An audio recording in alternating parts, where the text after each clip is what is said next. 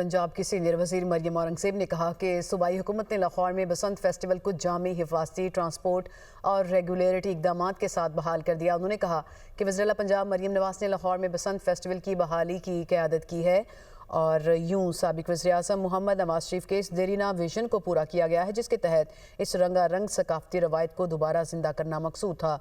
हुकूमत पंजाब ने बसंत को महफूज और मजबूत कानूनी फ्रेमवर्क के अंदर मनाने के लिए तकरीबन 5 माह भरपूर तैयारी की है।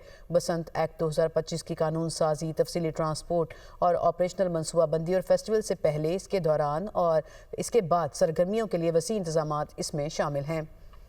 पंजाब की सीनियर वजीर मरियम औरंगजेब ने कहा कि सूबाई हुकूमत ने लाहौर में बसंत फेस्टिवल को जामी, हिफाजती, ट्रांसपोर्ट और रेगुलेटरी इकदामात के साथ बहाल कर दिया। उन्होंने कहा कि वज़ीर पंजाब मरियम नवाज ने लाहौर में बसंत फेस्टिवल की बहाली की क़यादत की है और यूं साबिक वज़ीर-ए-आज़म मोहम्मद नवाज शरीफ के इस देरीना विजन को पूरा किया गया है, जिसके तहत इस रंगारंग सकाफती रवायत को दोबारा जिंदा करना मकसूद था।